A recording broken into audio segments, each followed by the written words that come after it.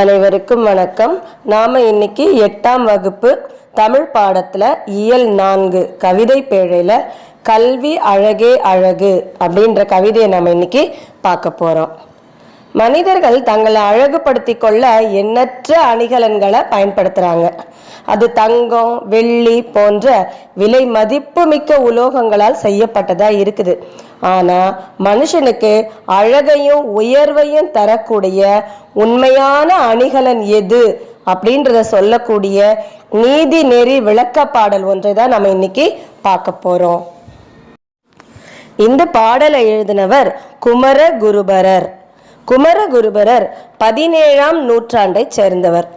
இவர் தமிழ் மொழிக்கு பெருமை சேர்க்கும் பல சிற்றிலக்கியங்களை படைத்துள்ளார்.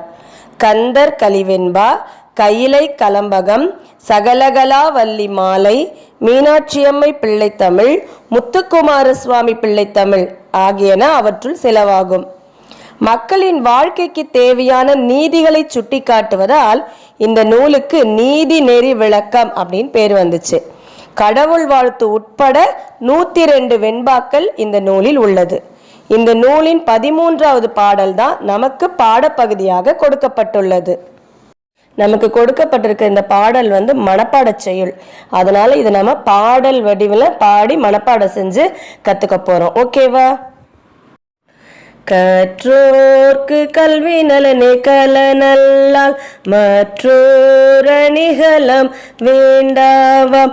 கற்றோர்க்கு கல்வி நலனே கலனல்லால் மற்றோர் அணிகலம் வேண்டாவாம்.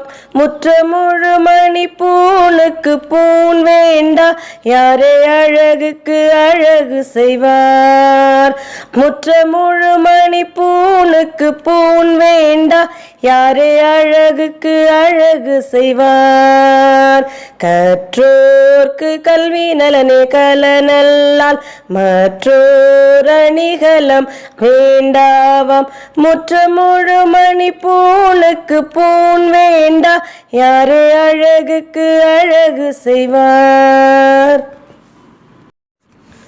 பாடலின் பொருளுக்குள்ள போலாமா? கற்றோர்க்கு கல்வி நலனே கலனல்லால் மற்றோர் அணிகலம் வேண்டாவாம். கற்றவர்களுக்கு அவர்கள் கற்ற கல்வியே அழகு தரும். அது அல்லாமல் வேறு அணிகலன் வேண்டாவாம். கலன்னா அணிகலன், கலனல்லால் மற்றோர் அணிகலம் வேண்டாவாம். அதாவது படித்தவர்களுக்கு அவங்க கற்ற கல்வியே அழகு, அது கூட வேற எந்த ஒரு அணிகலன்களும் அழகு ஊட்டுவதற்கு தேவையில்லை. முற்ற முழுமணி பூணுக்கு பூன் வேண்டா, யாரே அழகுக்கு அழகு செய்வார். முற்றன ஒளிரக்கூடிய, முழுமணி பூணுக்கு ஒளிரக்கூடிய மணிகளால் செய்யப்பட்ட அணிகலன்களுக்கு, பூன்னா அணிகலன், அதற்கு மேலும் அழகூட்ட வேறு அணிகலன்கள் தேவையில்லை. ஏன்னா அதுவே ஒளிரக்கூடியது, மின்னக்கூடியது. அந்த அணிகலன் கூட அழகு கொடுப்பதற்கு வேறு அணிகலன்கள் தேவையில்லை.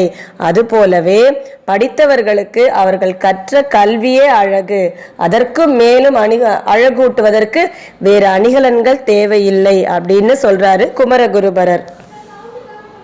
செயலோட பொருள் புரிஞ்சிச்சா? இந்த செயல் மனப்பாட செயல்.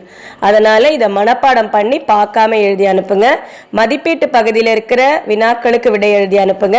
அது மாத்திரம் இல்லாம கல்வியை குறித்து திருக்குறள்ல என்னென்ன திருக்குறள் கொடுக்கப்பட்டுள்ளது அப்படின்றதையும் நீங்க ஹோம்ஒர்க்கா எழுதி அனுப்பணும். ஓகேவா?